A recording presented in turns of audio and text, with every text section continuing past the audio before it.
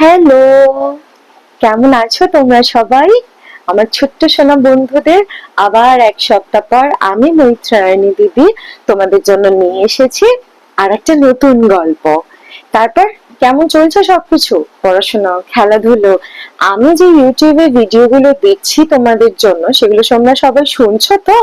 শুনে কিন্তু আমাকে অবশ্যই জানাতে ভুলো না যে তোমাদের কেমন লাগছে। আমরা গত সপ্তাহে শুনেছি রবীন্দ্রনাথ ঠাকুরের ছেলেবেলার প্রথম ভাগটা, প্রথম অংশটা। আজকে আমরা শুনবো ছেলেবেলার লেখার শুরুতে উনি একটা কবিতা লিখেছিলেন সমস্ত বাচ্চাদের জন্য। সেই কবিতাটা আজকে আমি পড়ে শোনাবো তোমাদের। কবিতাটার নাম হচ্ছে বালক। বয়স তখন ছিল কাঁচা, হালকা দেহখানা, ছিল পাখির মতো, শুধু ছিল না তার ডানা। উড়তো পাশের ছাদের থেকে পায়রাগুলোর ঝাঁক, বারান্দাটার রেলিং তরে ডাকতো এসে কাক। ফেরিওয়ালা হেঁকে যেত গলির ওপার থেকে, তপসি মাছের ঝুড়িখানা গামছা দিয়ে ঢেকে। বেহালাটা হেলিয়ে কাঁধে ছাদের ওপরে দাদা, সন্ধ্যা তারার সুরে যেন সুর হতো তার সাধা। জুটেছি বৌদিদিদের কাছে ইংরেজি পাঠ ছেড়ে, মুখখানিতে ঘের দেওয়া তার লাল শাড়িটি পেরে। চুরি করে চাবির গোছা লুকিয়ে ফুলের টবে, স্নেহের রাগে রাগিয়ে দিতেম নানান উপদ্রবে। কিশোরী চাটুর্যে তখন যুক্ত সন্ধ্যা হলে, বাঁ হাতে তার থেলো হুঁকো, চাদর কাঁধে ঝোলে। দ্রুত লয়ে কেউ আউড়ে যেত লব কুশের ছড়া, থাকতো আমার খাতা লেখা পড়ে থাকতো পড়া। মনে মনে ইচ্ছে হতো যদি কোনো ছলে ভর্তি হওয়া সহজ হতো ওই পাঁচালির দলে। ভাবনা মাথায় চাপতো নাকো ক্লাসে ওঠার দায়ে, গান শুনিয়ে চলে যেতুম নতুন নতুন গায়ে। স্কুলের ছুটি হয়ে গেলে বাড়ির কাছে এসে হঠাৎ দেখি মেঘ নেমেছে ছাদের কাছে ঘেঁষে। আকাশ ভেঙে বৃষ্টি নামে, রাস্তা ভাসে জলে, ঐরাবতের সুর দেখা যায় জল ঢালা সব নলে। অন্ধকারে শোনা যেত রিমঝিমিনি ধারা, রাজপুত্র তেপান্তরে কোথা সে পথহারা।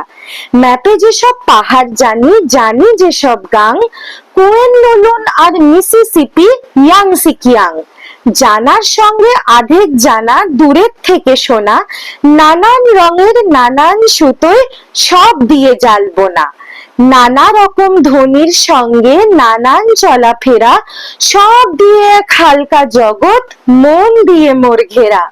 ভাবনাগুলো তারই মধ্যে ফিরতো থাকি বাকি, বানের জলে শ্যাওলা যেমন মেঘের তলে ফাঁকি। আগের দিন আমরা এই ছেলেবেলা থেকে প্রথম অংশটা পড়েছিলাম। আজকে আমরা পড়ব তার দ্বিতীয় অংশটা। শুরু করি তাহলে।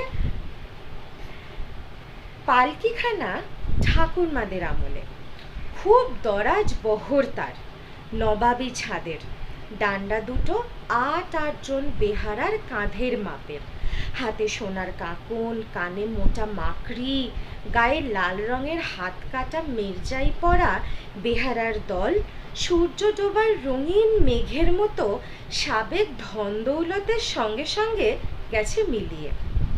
এই পালকির গায়ে ছিল রঙিন লাইনে আঁকজোক কাটা, কতক তার গেছে ক্ষয়ে, দাগ ধরেছে যেখানে সেখানে, নারকলের ছোবড়া বেরিয়ে পড়েছে ভেতরের গদি থেকে। এ যেন একালের নাম কাটা আসবাব পড়ে আছে খাতাঞ্চিখানার বারান্দার এক কোণে। আমার বয়স তখন ৭-৮ বছর। এ সংসারে কোনো দরকারি কাজে আমার হাত ছিল না, আর ওই পুরনো পালকিটাকেও সকল দরকারের কাজ থেকে বরখাস্ত করে দেওয়া হয়েছে। এই জন্যই তার উপরে আমার এতটা মনের টান ছিল। ও যেন সমুদ্রের মাঝখানে দ্বীপ, আর আমি ছুটির দিনে রবিনসন ক্রুসো, বন্ধ দরজার মধ্যে ঠিকানা হারিয়ে চারদিকে নজর বন্দি এড়িয়ে বসে আছি। তখন আমাদের বাড়ি ভরা লোক ছিল, আপন পর কত তার ঠিকানা নেই। নানা মহলের চাকর দাসীর নানা দিকে হৈ হৈ ডাক। সামনের উঠোন দিয়ে প্যারি দাসী ধামা কাখে বাজার করে নিয়ে আসছে তরি তরকারি। দুখান বেহারা রাগ কাঁধে গঙ্গার জল আনছে। বাড়ির ভিতরে চলছে তাঁতিনি নতুন ফ্যাশন পেরে শাড়ির সওদা করতে। মাইনে করা যে দিনু শ্যাকরার গলির পাশের ঘরে বসে হাঁপড় ফোঁস করে বাড়ির ফরমাস খাটত, সে আসছে খাতাঞ্চিখানার কানে পালকের কলম গোজা কৈলাস মুখুজ্জের কাছে পাওনার দাবি জানাতে। উঠোনে বসে টং টং আওয়াজে পুরনো লেপের তুলো ধুনছে ধুনুরি। বাইরে কানা পালোয়ানের সঙ্গে মুকুন্দলাল দারোয়ান লুটোপুটি করতে করতে কুস্তির প্যাশ কষছে। চটাচট শব্দে দুই পায়ে লাগাচ্ছে চাপড়, ডন ফেলছে 20-25 বার ঘন ঘন। ভিখিরির দল বসে আছে বরাদ্দ ভিক্ষার আশা করে। বেলা বেড়ে যায়, রোদ্দুর ওঠে কড়া হয়ে, দেউড়িতে ঘন্টা বেজে ওঠে। পালকির ভেতরকার দিনটা ঘন্টার হিসেব মানে না। সেখানকার 12টা সেই সাবেককালের, যখন রাজবাড়ির সিংহধারে সভাভঙ্গের ডঙ্কা বাজত, রাজা যেতেন স্নানে চন্দনের জলে। ছুটির দিন দুপুরবেলা যাদের তাবেদারিতে ছিলুম তারা খাওয়া দাওয়া সেরে ঘুম দিচ্ছে। একলা বসে আছি। চলছে মনের মধ্যে আমার অচল পালকি, হাওয়ায় তৈরি বেহারাগুলো আমার মনের নিমক্ষে মানুষ। চলার পথটা কাটা হয়েছে আমারই খেয়ালে। সেই পথে চলছে পালকি দূরে দূরে দেশে দেশে।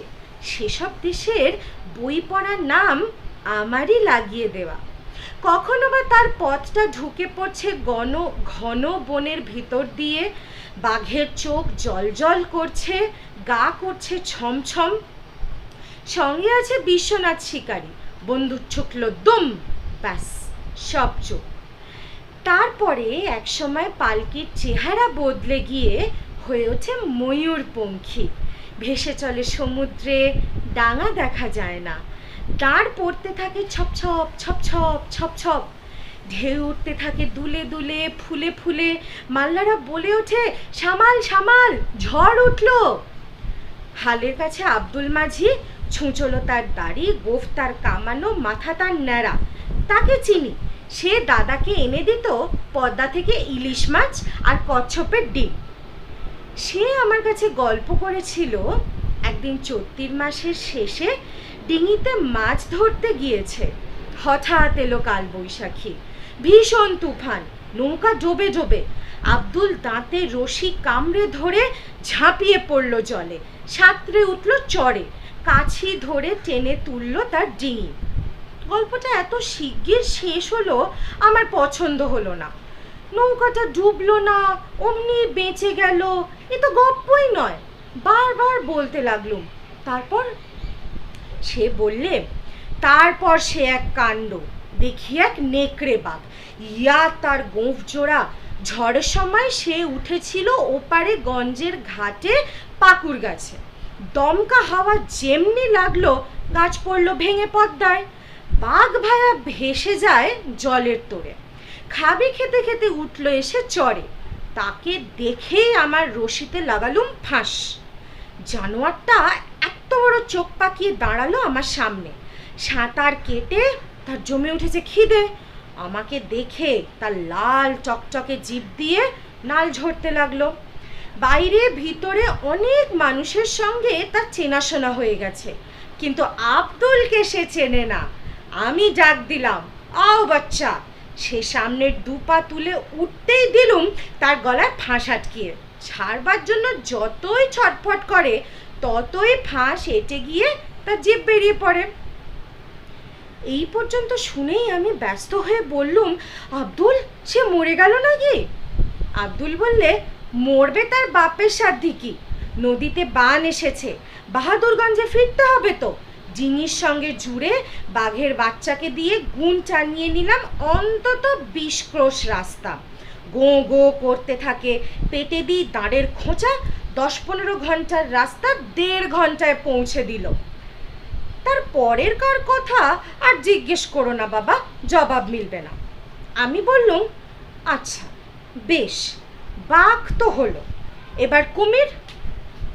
আব্দুল বললে, জলের উপরে তার নাকের ডগা দেখেছি অনেকবার। নদীর ঢালু ডাঙায় লম্বা হয়ে শুয়ে সে যখন রোদ পোহায় মনে হয় ভারী বিচ্ছিরি হাসি হাসছে। বন্দুক থাকলে মোকাবিলা করা যেত, লাইসেন্স পুড়িয়ে গেছে, কিন্তু মজা হলো। একদিন কাঁচি বেদেনি ডাঙায় বসে দা দিয়ে বাখারি চাচ্ছে, আর ছাগল ছানা পাশে বাঁধা। কখন নদীর থেকে উঠে কুমিরটা পাঁঠার ঠ্যাং ধরে জলে টেনে নিয়ে চলল। বেদেনি একেবারে লাফ দিয়ে বসলো তার পিঠের উপর, দা দিয়ে ওই দানো গিরগিটির গলায় পোঁচের ওপর পোঁচ লাগালো। ছাগল ছানা ছেড়ে জন্তুটা ডুবে পড়লো জলে। আমি ব্যস্ত হয়ে বললুম, তারপরে? আব্দুল বললে, তারপরেরকার খবর তলিয়ে গেছে জলের তলায়, তুলে আনতে দেরি হবে, আসছেবার যখন দেখা হবে চর পাঠিয়ে খোঁজ নিয়ে আসবো। কিন্তু আর তো সে আসেনি, হয়তো খোঁজ নিতে গেছে। এই তো ছিল পালকির ভিতর আমার সফর। পালকির বাইরে একদিন ছিল আমার মাস্টার, রেলিংগুলো আমার ছাত্র, ভয়ে থাকতো চুপ। একটা ছিল ভারী দুষ্টু, পড়াশোনায় কিচ্ছুই মন নেই, ভয় দেখায় যে বুড়ো হলে কুলিগিরি করতে হবে। মার খেয়ে আগা গোড়া গায়ে দাগ পড়ে গেছে, দুষ্টুমি থামতেই চায় না। কেন না থামলে যে চলে না, খেলা বন্ধ হয়ে যায়। আরও একটা খেলা ছিল, সে আমার কাঠের শিঙিকে নিয়ে। পুজোয় বলিদানের গল্প শুনে ঠিক করেছিলুম শিঙিকে বলি দিলে খুব একটা কাণ্ড হবে। তার পিঠে কাঠি দিয়ে অনেক কোপ দিয়েছি, মন্তর বানাতে হয়েছিল, নইলে পুজো হয় না তো। শিঙি মামা কাটুম, আন্দি বসের বাটুম, উলকুট ঢুলকুট ঢ্যামকুরকুর, আক্রোট বাক্রোট খট খট খটাস, পটপট পটাস। এর মধ্যে প্রায় সব কথাই ধার করা, কেবল আক্রোট কথাটা আমার নিজের। আক্রোট খেতে ভালোবাসতুম। খটাস শব্দ থেকে বোঝা যাবে আমার খাড়াটা ছিল কাঠের, আর পটাস শব্দে জানিয়ে দিচ্ছে যে সে খাড়া মজবুত ছিল না। এই অংশটা কিন্তু বেশ মজার। আমি বলছিলাম না তোমাদের যে রবীন্দ্রনাথ ঠাকুরের ছোটবেলায় কত মজার মজার ঘটনা ঘটেছে, সেগুলো কিন্তু আমরা এই ছেলেবেলা যে গল্পটা উনি লিখেছিলেন ওনার ছেলেবেলাটা, সেটা থেকে আমরা জানতে পারছি। এরকম আজকের এই দ্বিতীয় অংশটা পড়ে তো আমার তো ভীষণ মজা লেগেছে। তোমাদের কেমন লেগেছে আমাকে কিন্তু নিশ্চয়ই তোমরা কমেন্ট করে জানাবে। আমি তোমাদের কমেন্ট অনেকের পাচ্ছি না, কমেন্ট পেলে তো আমার ভালো লাগবে বলো। আর সামনে কিন্তু আসছে শিক্ষক দিবস, 5 সেপ্টেম্বর। তো শিক্ষক দিবসে কি করা যায় আমি একটু ভাবি, তোমাদের সবাইকে বলবো আমি যে শিক্ষক দিবসে আমরা কি করতে চলেছি। এই গল্পটা তো চলবেই, এই গল্পের পাশাপাশি শিক্ষক দিবসে আমরা কি করতে পারি সেটাও আমরা ভাবনা চিন্তা করব। তাহলে সবাই খুব ভালো থেকো, সবাই খুব মজায় থেকো, আনন্দে থেকো, ভালো করে পড়াশোনা করো, খেলাধুলো সমস্ত কিছু খুব ভালো করে করো। আর আমি এতক্ষণ তোমাদের সঙ্গে ছিলাম মৈত্রায়ণী দিদি, আর আগামী সপ্তাহে আবার তোমাদের সঙ্গে দেখা হবে। আজকের মতো এই পর্যন্ত, টাটা, সবাই খুব ভালো থেকো।